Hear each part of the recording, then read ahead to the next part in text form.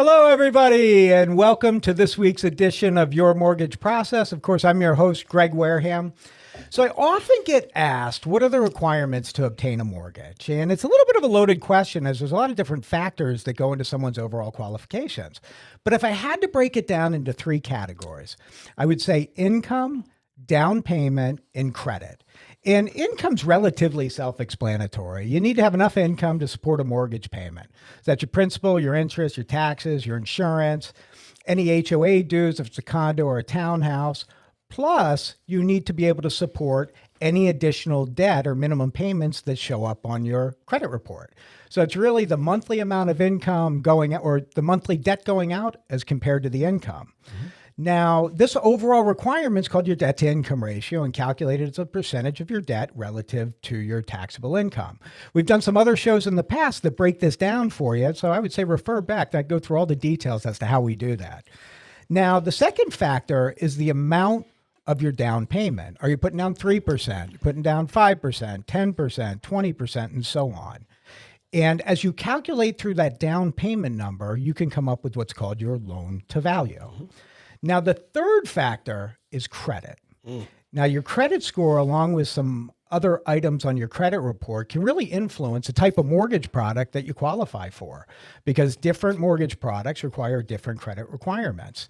And frequently, the way that pricing is set up for a mortgage is going to be part your credit score, and it's going to be broken down into different intervals, like say between 680, 699, that's one spot for your rate, and 700 to 719 is another spot. But the credit is absolutely critical to the home buying process. And to help us go deeper into credit, I would like to introduce today's guest, Mr. Danizek, CEO of Square One Credit Management. Dan, welcome to the show today. Thank you, Mr. Wareham. How are you, sir? I'm doing great. I'm awesome. Better that you're here. You're smiling ear to ear like always. That's what I love about you. Dan, tell us a little bit about yourself. So I've been in the credit and finance professional world since 2000. I've been an entrepreneur.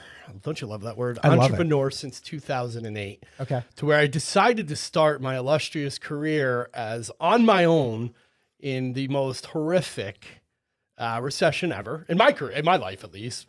Who knows what's coming down the pike?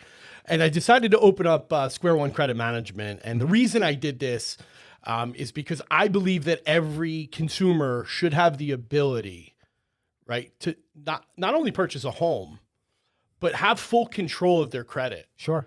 And it's like, credit's like a diet. You understand some nuances of it, but do you really understand it? It's understand like a car. You know the gas and the brake, but do you really understand how it works? Right. You push the gas and go, you push the brake to stop. Yeah, but what if something breaks? Well, that brings up a great point with it too, Dan. How do credit agencies calculate your credit score?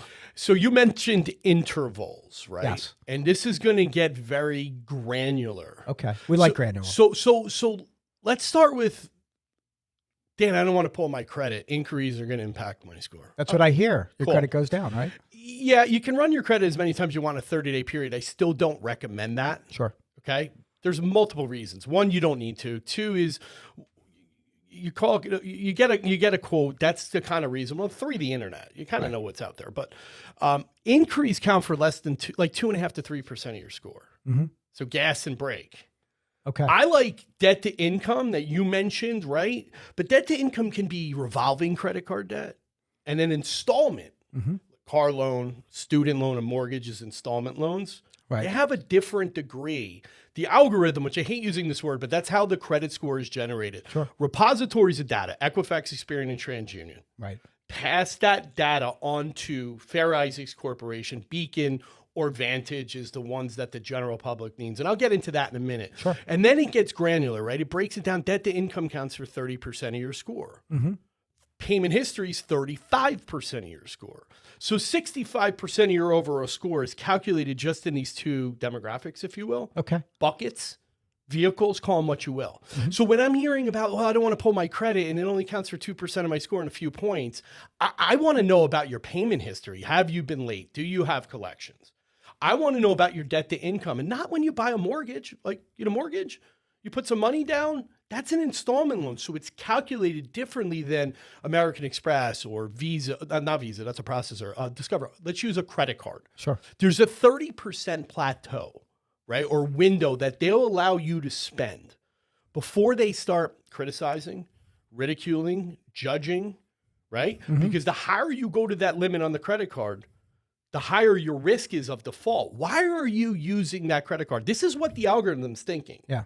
Why? So to kind of go a little bit deeper on that, so you say 30%. So from a consumer standpoint, I'm looking at saying if I have a credit limit of $1,000, that means the balance on my credit card should never exceed $300. Correct. And if it goes over that, red flags start going up, starts changing. Listen, do we want to be ultra micro and granular? No. 32%. I've gotten questions, Dan, what about 35? You're losing something. Right. What? Well, I can't give you a full answer because I need to talk about longevity of credit, which is 15%. Now we're back to those buckets. Right. And then diversity, mixed use. Do you have a car loan? No. Do you have a student loan? Do you have a credit card? None of this. Now the algorithm is saying, well, you're not showing me any risk. Therefore what? Risk, no reward. So we're going to hold your credit score back. Maybe you got a mortgage.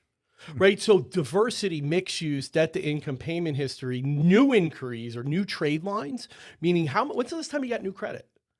Right. Really complex stuff. Yeah. Do you need new credit if somebody like us has a 25-year credit history? Now you're a little older than me, so you got a couple more years, but you get my point on that? I do. It all is factoring into snowflakes, right? They say no two snowflakes are the same. Right. I very rarely see two credit reports that are same. And it's judged. Now, you know the other thing that we never talk about? What? Credit is not calculated. Like when you run somebody's application, you want to know how much money they make, right? The real estate agent comes in. They need to know for the equation. How come the credit doesn't do that? Credit doesn't care. You could be a multi-gazillionaire, right? Or you could be worth $10. You were worth $10 and have an 850 credit score. How is that possible? They don't track any of that stuff? It's not for that. A credit is a risk-based model to say, are you approved? Great. Roll out the champagne and the red carpet. You're approved at a prime rate, A paper. You're doing everything great. Let's just go right to the other side of that. Right. What if something happened tragically in your life? What if you missed the payment? What if you lost a job? What if you got sick? Right. Right. 7 years, a late payment can stay on your credit. Let's talk about who wrote those laws. Right. Right. Why does that happen? 7 years. Yeah, it's a long time to miss a payment and it still negatively impact you. And whether you like it or whether I like it, that's not changing. Right. Not right now. I mean, maybe in the future, but right now, those are the laws that theoretically you get a late payment. It's on your credit for 7 years. Now, you don't see it on the credit. So if I was to pull someone's credit, I'm not going to see that. But it's went into the back end algorithm. Correct. Okay. So the repositories of data, Equifax, Experian, and TransUnion, as you're well aware of, or your astute career, right? Yeah. Is the three major players. CBC Innovis is the fourth one trying to make noise, basically trying to take market share. Coke, Pepsi. I tell people all the time, right? Equifax, Experian, TransUnion, Burger King, Wendy's, McDonald's. Right. Stop at one, you're going to pay. You stop at two, so on and so forth. Don't stop at all three. You're going to have a stomach ache, and it's not good for your diet. But you know what I'm saying? So I get people that say all the time, hey, my Equifax score is this. I get it from the app. You have 33% of the puzzle completed. Right. You're missing 66% of the equation. Now, Joe, car dealer, may use Equifax. Paul, the car dealer, may use Experian. Tom, the mortgage broker, may use TransUnion, or most likely all three, and then use your middle score. Sure. So this is the complexities, and we're just starting to pull back the layer of the onion, and we're going to get more creative. Yeah, I have a question for you on that. So as a mortgage lender, you're going to pull all three, throw out the high score, throw out the low score, qualify in the middle score. I think that's fair. Most of the time, right? There's fair. some averaging you can do, but for the most part, that's how it works. Why does Equifax, Experian, and TransUnion all give you different credit scores? Different scoring models. Okay. So, now TransUnion and Equifax might say, I like debt to income a little higher. I'm going to start 40% because your debt on your credit card really, really scares me. Right. And I think you're riskier, as where Experian may put up their feet and say, you know what, use your credit score. You're getting rewards miles. Now, let's go back to that, right? Yeah. So they're all giving you three different scores based on what? Payment history. Because this is the pie shift. Longevity, diversity, mixed use, right? And inquiries or new lines of credit. I just want to stop for 1 second because that mixed use component, that's a great nugget for everyone to take away is what's the diversity of credit that you have? You can't just have credit cards. You can't. It's not going to it's not going to optimize your score. That's the word. Right. And that's the word I speak about every day is optimally what can put you in as a consumer. Listen, we're either working for the bank or not working for the bank. And what I mean by that is if you have an 800 credit score, the bank is going to lend you money all day, every day, and twice on Sunday, and you're going to get the prime interest rate. Right. So listen, cost of doing business. Right. We just got down of career 2.5% mortgages last year. They're a little higher. Everybody's freaking out. Don't freak out. They're still historically low rates. Sure. It's cost of doing business. Right. Right. So unless you're going to pay cash, which then you're taking money out of your accounts and, you're making a lot of money. Yeah, you get time value of money, withdrawal fees, all sorts of things that go into it. All sorts of different things. So that makes sense on the 3 credit bureaus, Dan, that they would just use different percentages in their algorithm as to how they come up with it. So a question that I get all the time. Yep. So I'll talk to someone who tells me that their credit score is a 740. Oh, I know where this is going. And I say, well, where did you get that credit score? I got it from Credit Karma or one of those entities. Yeah. And I try to explain to them that when you get your credit pulled, or not really pulled, when you get a profile score from those folks, it gives you a higher credit score than what an exact hard pull of your credit's going to be for mortgages. Yep. Why is that? The way I like to describe it, and it's factual, is it's an assumed credit score without leverage or debt. So you could be higher because you're not putting $1 million or $200,000 mortgage on there. You're not putting debt on there of a credit card. Right. Because if you get a $10,000 credit limit, the algorithm automatically knows what you can spend, what you are spending, your spending patterns. Sure. And so they want to know why you have 10 credit cards out of 10,000. That might actually hold your scores back from growing. So it's intuitive. It's used in AI. I mean, we're using AI in these algorithms to produce a score, and it's manipulated and leveraged depending on situations. And then when you look at something like a Credit Karma, and I'm not bad-mouthing them at all, but at the end of the day on it, they're not really pulling your credit. It's not a hard pull of your credit. They use what's called the Vantage credit scoring system, which came out in the early 2000s. And it was to give an advantage to a consumer to have a risk-based score, but no banks don't really use it. Right. So if you're going to go buy a car, a mortgage, a credit card, they're all pulling a hard inquiry, right? And using the different risk-based model. And we get this all the time. Dan, I spoke to a lender. The lender told me I'm 600. I pulled Credit Karma at 700. Right. The also problem with Credit Karma, again, neither one of us are picking on it. I think it's good to understand your credit. Yep. But they're missing Experian. They decided to part ways. Right. So now you have 66% of the equation and you don't know what's on Experian, Greg. So what if you went to the doctor or your kids got braces or you have a veterinarian bill and that doctor bill went to Experian and here you walk into Greg and I got my money or, a loan officer, real estate realtor's got a deal. I have all my money and they pull Experian. I'm like, bud, you have 5 collections on here. Right. You don't see the whole case. Right. So I always, always, always recommend to all of my real estate partners, all of my mortgage partners, brokers and bankers, right? It's a Vantage scoring system. It does assume, it does not assume risk. Pull your credit report. Right. Guys, again, remember when I said 65% of the score is payment history and debt to income? Yes. If you're 745 and you pull your credit, you're going to be 745. Right. You're going to pull your credit 1,000 times? You're not. You're going to continue to pull your credit for 3 months? I hope you don't. Are you shopping for a student loan, a home, a beach house, a car, a Learjet? No, we don't. Do we really do that kind of stuff? No, if you're looking for a Learjet, you're paying cash. Yeah, 100%. Make sure that me and Greg get invited on your next Vegas trip. Hey, I have 2 questions for you. So with the Vantage score, is it out of a potentially higher scoring 100%. amount? And that's part of the reason why the score is higher, right? Because it's not 850. Because I think for FICO, it's what, 350 to 850? 350 to 850, and there's 900 to Vantage. Okay. The higher, the better, right? Triple A rated credit as per FICO, Fair Isaacs Corporation, right? That was started in 1956.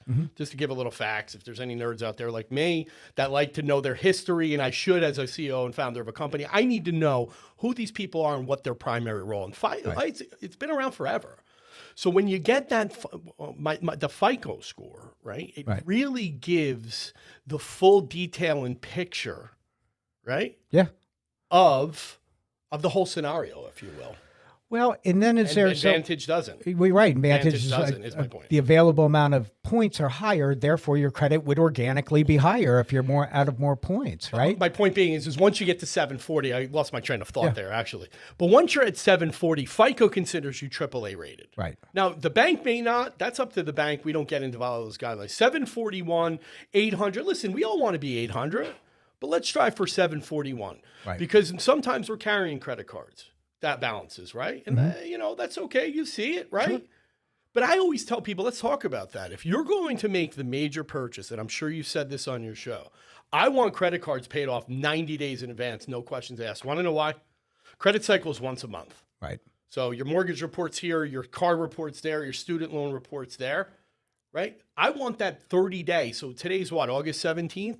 I don't know where we're at in the cycle. Because it's not public information and the credit card companies aren't giving you. I'm going to report next week, Greg, hey, pay down this card or you're going to lose 8 points. It's not theoretically doing that. So the faster you pay things out, the more diligent and thorough, the higher your score, the lower the what? The lower the rate. Absolutely. Short term, pay off your cards. Use your Mac card or your Mac card. That's dating myself. Use your ATM card, right, or banking purposes for that month. Let the credit scores go up naturally because why? We've eliminated risk. Now your card payment's carrying your credit, your student loan installment. You have the open credit. It's not like you're closing it out. You could still use it and it's still there. Yeah. Keep it in your wallet. That's a good point, Dan. You pay those 90 days ahead of time because different companies are going to report at different times of the month. Yeah, it's you don't know time. When they cycle. Right? Time in the market or timing the market, if you heard in the financial world. Yeah. Same thing with credit. But 90 days is more than enough time, and it solidifies your maximum optimization of your credit scores, which is a word you use, and I'm sure we're going to use several times on this. So another question for you is, where should somebody go? Where should a consumer go to pull their credit for free so they understand where they stand, like a real pull of their credit? A hard pull? A hard pull, like freecreditreport.com? There's none. Okay. So there is a hard pull is an offer of finance. Okay. Meaning you own a mortgage company, a bank, a student loan, a credit union. You are seeking debt and leverage. And there's difference between debt and leverage. Okay. Right? Debt is costing you money. Leverage may be making you money. Maybe I'm taking out $250,000 from XYZ Bank to build my business. As an owner, right? We always want to be growing and moving forward. Okay. So that's leverage. Why is it leverage? Because I've used my credit to get the lowest interest rate, therefore the lowest payment. And now I can maximize that capital and expand the business and grow. That's leverage. It's making me money. Right. Debt is when I'm out there using my credit card and buying frivolous items. We all do it. We're Americans. I mean, let's face it. We have $32 trillion of debt out there. Yeah. So the example is not being led of how to really manage and maintain your money. But if you think about each month that you're going to work 40 hours a week, right? Most of us, I work more. I'm sure you do too. Sure. The lower the interest rate, the lower the payment, the more capital back in your pocket. And Greg, what my firm does a lot is when we evaluate credit, we say, hey, your credit card interest rate's 25%. You're in a subprime or a deep subprime auto loan, and we give that to them. And we uncover thousands of dollars a month for them. And what does that do? Gives them advice, gives them education, gives them direction and guidance. More money for you and I is a better thing for us as consumers so we can try to get ahead. You bring up a great point with that too. You look at the importance of overall credit. Now everyone knows you get a better interest rate if your credit's better, but I don't know that everyone actually does the math, right? So if you have a 680 credit score, and 680, I'm not a terrible credit score. It's you can an get a A-rated credit score, which is good. It's a good number. But if you're 740 and your rate's lower on everything, it's lower on your credit cards. It's lower on your mortgage. It's lower on your, call it your home equity line. It's lower on your car payment. The thousands of dollars that are created back to you for having the higher credit and not paying that. What can you do with that? I mean, imagine that over the course of somebody's lifetime, right? You could buy an investment property, a beach house, a retirement fund. Yep. Leverage, right? But we're concentrating on the good credit. I'm called in. So I do anything. Square One Credit Management was founded to help consumers with education and information. Because let's face it, whether you went to whether you graduated high school or whether you went to Wharton, right? There's really no education about how to manage it. We're just getting some stuff on the internet that goes out there. And then you have to navigate through what it actually means and the complexities of credit, right? So if there's no education out there, we have to get it from people we know and we trust. And that's where it starts from. And, the people, fortunately, listen, I had bad credit when I was 19. I'm not, I was mortified then, embarrassed then, but at 44 and successful and got my act together and realized I'm going to work to pay back excessive interest rates that are unnecessary. Right. Learn, educate, and discipline myself to put myself first. Sure. Right. So can I pick on the car insurance industry? You can do whatever you want, Dan. 650 or lower, right? There's a federal regulation where you're going to be 15 to 20% higher. Right. On car insurance. That's a great point. We live in New Car, Jersey, man. everything. I'm already, it's just ridiculous. Right? But it's necessary, and I'm not going to cry over spilled milk, and I need insurance. What I want to make sure I do is I don't pay $300 or $400 more a year on something like that, because, again, my credit score matters. And the $1 million question that Greg's going to ask. Dan, what does your credit score have to do with your driving record? They say there's more of a liability of a lawsuit. Interesting. Might be in a different situation. Desperation. I hate to use the word, but you think about things differently. And these are not I didn't make this up, Greg. I'm just relaying information from insurance partners that they say, if your 550 borrower is X amount higher in percentage-wise to sue me than an 800 borrower. Why? Statistics. Because because people in different situations, desperate people do desperate things. Yeah, no, it makes sense. But if you have better credit and you're ahead, and it all relies on that, right? So let me ask you another question. So when you look at, you're a credit expert, when you look at someone's credit, is there 1, 2, 3 things, and we'll pick on one for now, that you see that's most common where people make a mistake? Well, high debt to utilization on credit cards is the number one. Okay. Right? Again, it goes back to the timing, 30, 60, 90 days. I like to see you 90 days out, because you come in and are you prepared? You may think you're prepared, but that goes back to a great question you asked. Pull your credit now. Yeah. Pull your credit. I'm going to be shopping for home in 3 months. I love you and I know you very well. So I'm going to say, call Greg. Right. There's going to be a big purchase here. Why are we not properly preparing ourselves? We know we're properly preparing ourselves in the market. We're going to know our money's there. We're going to know our income is there. Why are we not checking our credit on a hard pull? Because we're scared of inquiries. Well, run the credit report. Yeah. It is your due diligence. It's almost your responsibility at that point to know and understand, because then we can advise you on the simple things. This is no cost for me to tell you or Greg to tell you, hey, pay down this credit card, you're over the limit. What did that take us? 30 seconds? There's no charges for things like that. So the number one issue becomes how leveraged somebody is on paper. 1,000%. What's number 2? Is it late payments? So late payments, collections, charge-offs. I got a question for you. I love that. So if you have a late payment, let's say you have a credit card balance a credit limit of $10,000. And your balance is $9,900 and you're late on it, does that have a bigger impact than if you have a $10,000 balance or a $10,000 limit with a $100 balance? Well, now that we know payment history and debt to income count for 65% of your score, absolutely yes. Because you look super leveraged and you missed it. Boom. So instead of losing 50 points, but it also goes back to what's your car payment? Are you on time? Where's your mortgage? Where's your student loan? Now, what if you don't have any of that? Right. Now you're going to take a bigger hit. Because there is no there is nothing to judge you on. And this is how complex credit is. Do you have too much? Do you have too little? Right. Now we don't know. So why are we not figuring out? And again, going back to the Vantage, it is good to monitor. Why doesn't everybody have ID theft? I have identity theft protection. I'll tell you why I did. I got a phone call 3, 4, 5, 6 years ago, I don't remember, that somebody tried to open up 8 Verizon accounts. I don't need 8 phones. I got 2 kids and a wife. That's all I have. I'm good with that. My kids are 6, by the way. They're not getting cell phones. My point being you have twins. I do. Luke and Madeline are my pride and joy. My best invention ever, although I didn't do much work. That's a story for another day. But when I got those alerts, right, what if I didn't know? What if I didn't know and then I called Greg and I'm like, I need a mortgage. And then he's like, Bud, you're 552 credit score. You have 8 collections. Okay, what if it snowballed? Right. What if then now that my information was sold somewhere else? And I'm not trying to scare people. It's out there, and I think everybody knows at this point. And the FBI statistics are identity theft is the fastest growing crime. But what if I didn't have my credit manager? So there is an opportunity, there is an advantage for the Vantage credit scoring system to at least monitor and keep track. So it's a form of insurance. There's no other so way to you'd look at it. highly recommend credit monitoring or a lock on your credit. The lock, I don't know if I recommend, but the monitoring it is. Locking, I don't necessarily recommend that. Listen, just be vigilant and look at your credit. But don't get worked up. Credits should have volatility in it. If your credit moves 5 to 10, 15 points a month, I'm okay with that.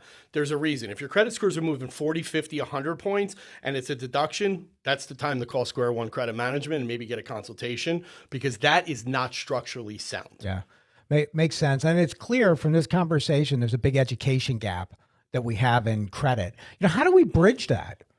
Right? What's the process? How do we get the message out? How do we try to help educate people as to what they need to pay attention to? I got to be very careful of this answer. Yeah, but how else do you do it? Why? How do I sound with I'm not picking on banks? I love banks. I need banks. Banks are my partner, right? Yeah. How do you grow a business without banks? No, you need them. So I love them. I mean, why am I gonna listen? Let's just talk last year. I mean, I don't want to get too personal, but I was making 30-something% in the market. My financial advisors. Why am I going to take 30% out of the market and buy a 2.5% interest rate? How did I learn that? Asking questions. Right. Ask more questions. I grew up. My parents are the best, man. I love them to death, but we didn't talk about money because they didn't talk about money. Yeah. And how did that advantage happen? So how do we get this into the schooling system? Yeah. How do we get the banks to start teaching this? You're still going to make money. We need a curriculum, because I grew up in the same fashion. My parents did not talk about money. I have the conversations open and honestly with my kids. I have 4 kids. Right. Yeah. But Greg, they didn't talk about it. Stay there. Yeah. My kids are 6, as you know, Luke and Madeline, and I'm already having conversations with them about credit and about money. And it's not to be materialistic. It's absolute opposite. Right. It's for educational values so they understand the way the system works. You can cry and stomp your feet all day about how broken the system is, and I'll be the first one to tell you it's broken. Yep. Or you can get on the field and play in the game. Yep. And you can be better because information is more, what is it? The pen is mightier than the sword. I couldn't agree with you more. So, Dan, we're going to take a quick break. Greg Wareham, Dan Danizek will be back with you in 2 seconds. Welcome back, everybody. Again, this is Your Mortgage Process. I'm your host, Greg Wareham. We have Dan Danizek from Square One Credit today. Hey, Dan, before we get back into it, I need to show you something. Just hold on one. You guys got to watch the video of this. I heard, my wife told me there's a surprise coming. So, Dan, I want you to tell me whether or not you can identify this person. Hold on, please. Could you please identify him? Dan, who is that person in the West Milford yearbook? That's about 2 dozen hot dogs ago. Where did you get this, criminal? So, Milford yearbook? You got to research everyone before they come on the show, right? Get a good idea. This is middle school. No, it's high school, 1994 for you. Oh yeah, it is actually. So my wife Rachel was looking you up because she knew we were doing the show today, and she said, "Yeah, I think he's from West Milford." Yeah, the name. I just put it together. I think he's from West Milford. She goes, "I'll be right back." She goes downstairs. She pulls out her yearbook, and she goes, "That's Dan right there. You went to the same high school." Oh my God, I did. That's a small. My wife's like, and she wouldn't tell me what this. That is phenomenal. That is so awesome. All right, getting back to what we're talking about. All right, so you had alluded to this, but can you have your credit pulled multiple times without it negatively impacting your credit score? Absolutely, and you should, because you want to shop. If somebody's giving you X and somebody's giving you Y, or somebody's giving you A and somebody's giving you Z, there's too far of a gap there.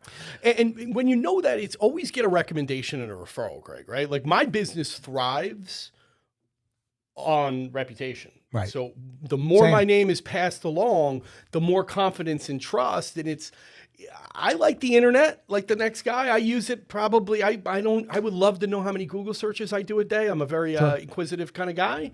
But when I need somebody, I'm usually going to my resources and asking out, because there's trust, rapport, and a relationship. Sure. And I still think that's the number one way to go. And local businesses is supporting that as well. So when I run the credit, so if someone calls me and they had their credit report run by a different mortgage company a week ago, and now I run the credit again, does it negatively impact their credit score? Does it drop it? It doesn't.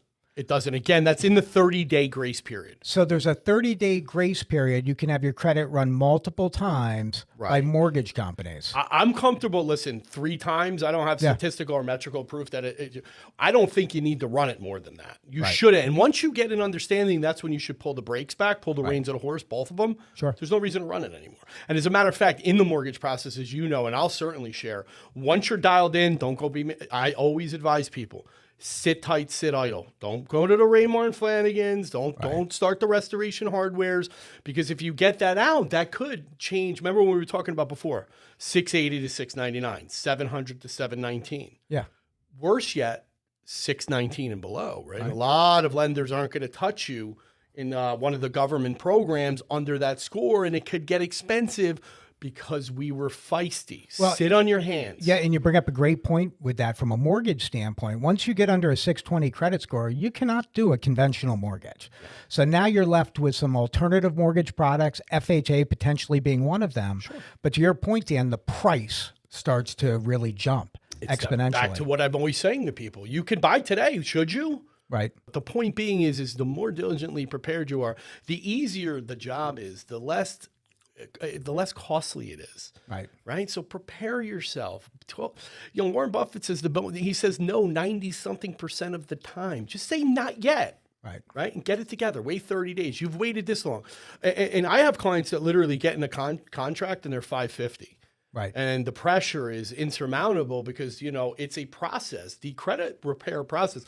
Listen, it's walking up Mount Everest and jumping off with a parachute. Sure. How long does it take you to walk if you can even make it to the top? Right. That's how long it takes you to get credit. And one late payment, one collection, one charge off, boom, you hit the bottom, and now you're 520 again. So what's your process, Dan, to restore, optimize, rehabilitate credit? Yeah. Education first. Okay. Right. So when we get a credit report, everything that we're discussing now and then some is discussed in full transparency. We're laying out a roadmap, a detailed architectural blueprint for success.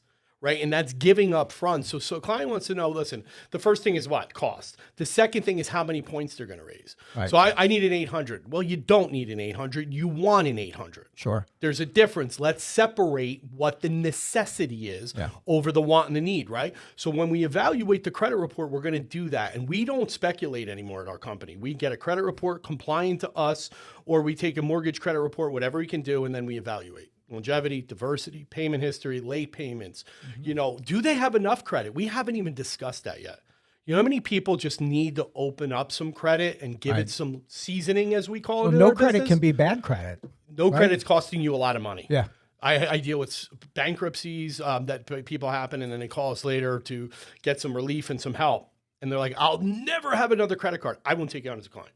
Right. Why? Because you're shortchanging yourself, but more importantly, the results we're going to get for you.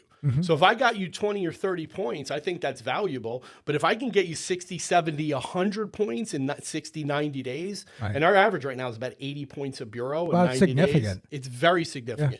And our average stays consistent, Greg, because we have an approval process. And it's not like going to get you or going to get a credit card. Ours is much different, and it's credit driven. Can we help you? Can we fit your budget? Can we fit your timeline? Is it realistically possible for you to complete the program? Right. Because what is it? You have a collection and you write a dispute letter, and clients do this all the time. If it's valid, what do you do next? What's your contingency plan? Right. That's when you need experts to come in and start moving stuff out of the way and getting clarity for it. Well, you bring up a great point with a collection account. Like, is there a process that you could go through to try to remove something negative from your credit? Yeah. So now we're going back to Credit Karma and all these people. They're saying dispute, right? Is that what they say? Is that where this has been around now since I've been in business since 1999, not in business, but in the financial world. I just want to say something before I lose my train of thought on it. Yeah.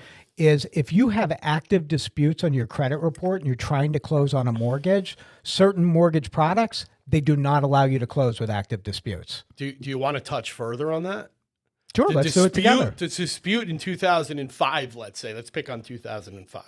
Yep. What happens is there were some creative loan officers maybe that would dispute a product or dispute a collection. It would be taken out of the score. They'd close on the mortgage. The scores would plummet, not drop, plummet. Right. Right. And now Wall Street's buying that paper and they're going, what is this loan that you sold me? Right. We just looked at the credit. It's not there. right? So now, as you've alluded to, now for these programs, they don't want disputes. Don't dispute anything. Anything that's free. I mean, not to say free isn't for me. I like free stuff. Do you? I love free I stuff. do. You want a pen? I'll give you a pen. I need two of them. As a matter. If you're giving me one, give me two, right? I'll just take advantage of it. My point being, is if you're going to write a letter and it becomes, you have 10 collections and you're writing a letter, what happens after the letter? Let's say 9 of them. Let's say you got lucky. Count came off. Okay, your credit score went up 5 points. Right. I'll take it. But what if the significance is 150 points of the deduction? Right? Let's talk about something else with credit, right? It's very important. Whether you have if you get a collection, and I get this all the time, whether you have $1, whether you owe $1, I've never seen a collection filed for $1, but let's choose this. Right. Or you owe $1 billion, infinite amount of money. There's no correlation between your credit score because it's a collection. So the balance is irrelevant. $1 or $1 million, it just sucks because you're going to have to go into your pocket and get this settled. That's the relevance. Whoa, hold on a second. Yeah. I want to back up, just make sure we're clear. So what you're saying is that no matter what the dollar amount of the collection account, it doesn't matter. It's irrelevant. The balance is relevant, not the physical number, $1 billion. So $25 is doing the same thing as $10,000. Okay. The fact that it's in collection. So what do my clients say all the time, or what is the question I get? Well, I'll just pay this off. Wrong answer. Why are you going to pay it off? First, you got to validate it.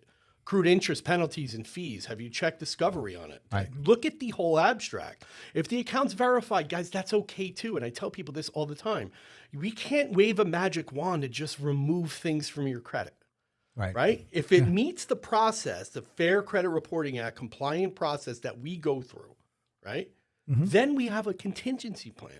Now we'll get it settled for cents on the dollar for you, either in a short-term program or a long-term program, with the advantage of having that account potentially deleted from your credit. And then what do you think happens? So if you lost 100 points, let's just use simple math, 700 credit score, you got a $25 collection, you're now at 600. Today you pay the whole $25. Next month it reports because it's going to take 30 days.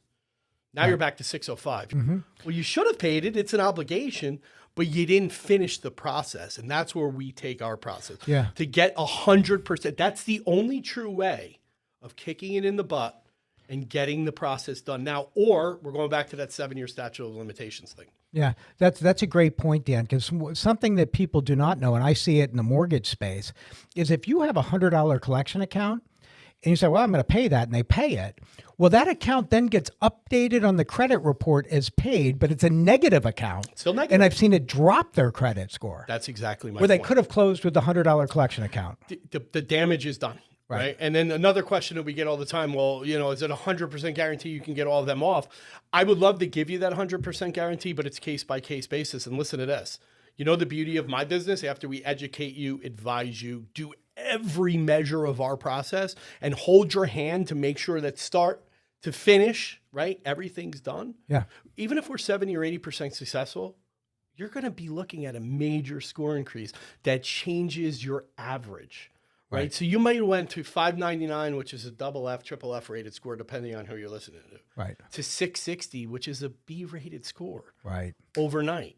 Right. You might go from 680 to 720. You're in the mortgage business. Totally. And like that's going to be thousands of dollars. I just did something this morning before we were at a great event it doesn't matter, but we were at a great event today.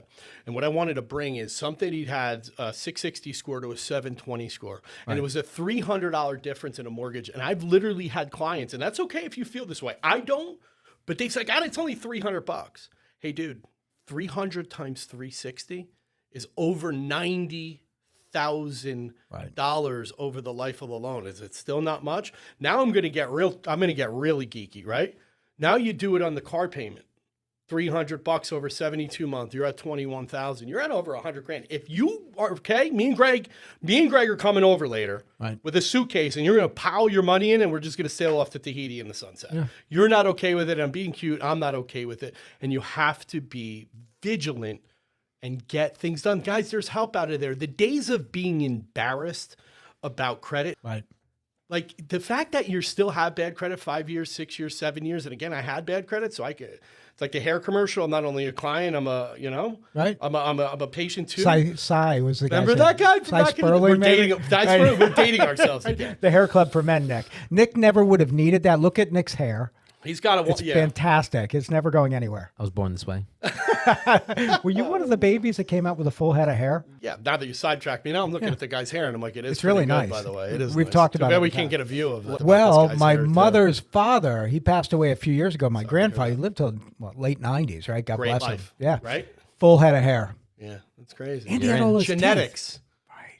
You can go back to credit. I don't want to switch it, but Genetic credit. you can have genetic credits all your life. You should key that. You should term that. Well, I have a term. Genetic credit. I have a term. What is it? If cash is king, credit is queen. I saw that on your business card. That's a really good Something one. goophy me and my wife were talking about one day. I just started playing chess as an adult, and I'm terrible. Okay. Terrible. But long story short, think about it. The most powerful chess piece is the queen, right? Whether you're novice, you know nothing. You know the queen is the most important part. Or at your it's house. Great. The house is super duper. Go ahead, I interrupted. But my point is, listen, everybody wants cash, but in a different and evolving society where credit is, it's run everywhere. Right. Like it's the strongest piece in the chessboard. Yeah. I mean, in a way, cash pays for the credit, but you can leverage yourself and move forward with, God forbid, a hard time. And guys, let's never lose focus of what the credit card is designed to do. And I think that's important to kind of segue in. Definitely. For the roof, for the car, for the flat tire, for the medical emergency. We're going out, we're shopping for belts and we're shopping for sneakers. And dude, I like to shop, but when we're making the major purchase and you're calling Greg for that mortgage, be prepared and pull it back. Because if you can say, remember that 300? Yeah. Now your rate's prime. There is zero times 360 or 30 years. Yeah. Zero. Yeah. Now the bank, it's just a cost of doing business, and you can't stop your feet. You don't like it, pay cash. You know, and I don't recommend and you know what? cash That's a anymore. really great point, and hopefully a nugget that people could take away that maybe use a lot of credit cards is credit cards are geared towards emergency. Those are emergency funds because they don't feel like you're borrowing it at the time that you pull it out, but you're actually borrowing it. I mean, it's just like borrowing for a car or borrowing for a mortgage. Credit cards is the same thing. So what about, like, just a little history? How come in the late 70s, you know how many people had a credit card percentage-wise? You want to take you're 100%? Yeah, because I told you that. No, I've been studying. I knew you were coming in.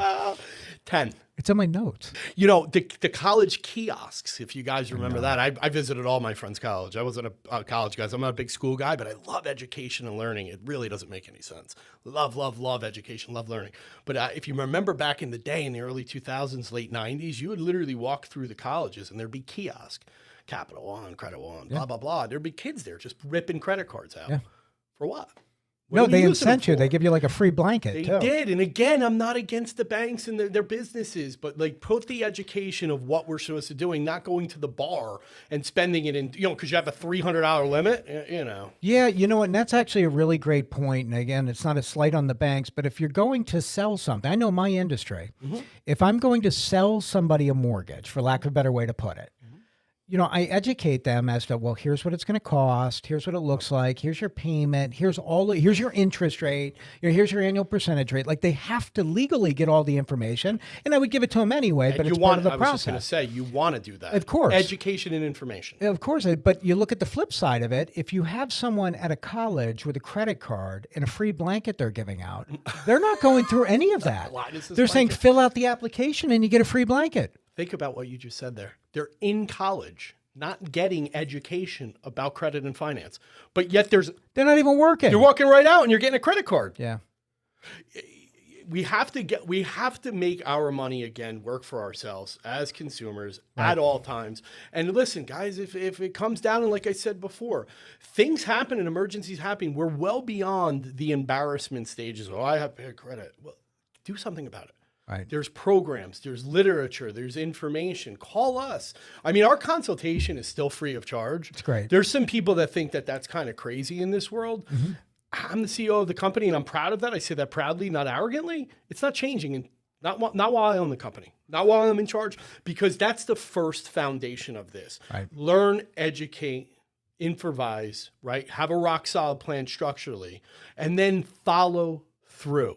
I How many clients? The other thing I get upset about is client services and customer services in our country. You're paying me, I'm answering my phone. Right. You have an easy question, great. You have a hard question, great. Yeah. I'm the expert. That's what you're paying me to lean on. We're forgetting that. Another thing that people love about Square One is we have no 800 number. So it isn't you call in and you get transferred here and get transferred there and you get over. Yeah. When you call us, this is a financial attraction. You need answers and we give them to you. Yeah. Now, listen, I used to say to people all the time, don't call me on Sunday night when Game of Thrones is on. Right. I'm not answering your call. I'm focused.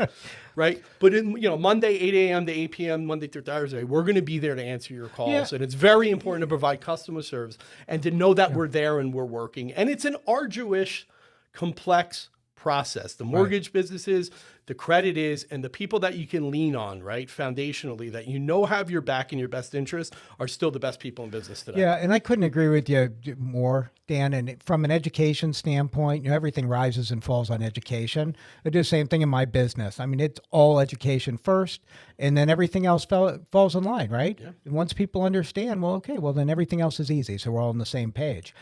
But at the end of the day, you're not in business for free. Nobody is. Mm-hmm. So when you look at trying to rehabilitate your credit, and I know it's different on different people, Sure. what do you think what's it cost?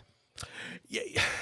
And I know it's a loaded question because it depends. But it's a good question, and I don't screw them because I care about the cost. We're a for-profit business, right? Mm-hmm. I have 23 years of experience. That a floor guy told me once, "You're not paying me just for today. You're paying me for the 30 years that I've been in business to make sure it is." And in my business, I don't know if you have a $25 medical collection, or I've seen $30 million of small business debt. Wow. So my competitors, if you will, their other industry professionals, created this wonderful gym membership. We'll get it done when we'll get it done. And everybody can afford the buffet, and not at square one. Because a Band-Aid and open heart surgery do not cost the same, and nobody can tell me otherwise. Right. So somebody that has 2 collections is going to pay a lot less because of time, money, and cost. Sure. Somebody with 25 collections, right? Listen, regardless of what the reason is, may pay a little bit more. But how about a capital investment? Right? Is this an investment or is this a fee? Right. So if I tell you your cost is X, but I can save you Y a month, we average $1,200 of savings a month. Yeah. For the American consumer. So I will sit here and ask anybody at any income threshold, what are you going to do with $1,200? Because you're not going to tell me it's not enough, because it's a lot of goddamn money that you have back in your pocket to dispose and invest in your way. Sure. Right? Sure. So 70 points. Now think about something else, right? Everybody now, we have my phone's over there, but we live in this now world. I need everything now. Okay, I'll give that to you too. Like, I have my program was 12 months when we first started, 16 months, 18 months. We have programs now that are a week for medical stuff. Right. 2 weeks. Right? Yeah, if it's 90 days and I get you 70 points or 50 points or 100, whatever it's going to be based on your situation, and I get your credit score growing by 10 points a month for 6 months, that's 60 more points. Mm-hmm. The investment continues to pay for itself. So cost and investment are different. I'm not selling stocks, bonds, and commodities. I'm selling financial freedom. Yeah, no, and you put a good spin on that, for lack of a better way to put it. It really is an investment, kind of going back to your original statement, where if you're saving $300 a month over 30 years, it's $90,000, right? And was just an example of the mortgage, right? Now you're going to do it on your car insurance, and you can do it on your credit cards and your car payments. I mean, you're talking hundreds of thousands of dollars that are coming out of your pocket. And listen, if you need to buy the mortgage and there's something that your landlord's selling their home, you can always refinance later. Totally. So listen, and that's the beauty of my business, and why I think we excel in it is we are very, very diversified. We can move and shake based off of what the client's needs are. I have clients that call me every day. I'm not going to buy a home for 12 months. Maybe they'll never buy, but they're still saving money. I have clients that are like, dude, I signed a contract with Greg last week. I heard you're the best. Get it done. I have to slow that down too. Right. Because unmanageable expectations are not what I do. I want to help you, but sometimes you have to say no. And that's important, and why we do business, and why we know each other, and why we're growing. Yeah. Because we have a reputation protector. If I can't truly show you a difference in your credit in my program and then done, I'm not taking you on. And that's the difference between all these gym memberships, these companies that have open-ended contracts. Right. When's the finish line? Right. How is that? I don't understand that. My company will never provide that. And consumers have to start thinking about, how come they just told me it could be 6 to 12 months? Right. First of all, 6 or 12 months? That's How about an double. hour or 2 hours? I can live with that, but 6 to 12 months, 12 months to 2 years, these don't make, this stuff doesn't make any sense. And it's business for the business. Our partnerships are all from partners, loan officers, mortgage brokers, real estate agents. And that's why I came on the show today. And it comes all back to the education again. I mean, you look at some companies that are just charging a monthly reoccurring fee. Sure. All right, well, whose best interest is that? Is that? I don't know. I'm not going to qualify it. No, you don't have to. I will. But you got to have the transparency associated with the education. I mean, when your credit is less than perfect, there's a certain negative stigma that you may feel associated with that. And it's all about trying to lead people down the right path of assistance. I have a thing in my industry where I never say no to anybody. Like, I never say no. It's all about time. Yes. Right? If it doesn't work today, that doesn't mean we can't get you to a spot where it's going to work tomorrow. It's a beautiful statement. But You're not it's telling true, them though. no. No, I would tell them no. Tell them not Anybody yet. can do anything. Exactly. That's just what have we to, say You to need our- a plan. And saying no to somebody is the fastest way to never have my phone ring. Right. So maybe sometimes we can help, but the client doesn't have the capital. They're really at dire straits.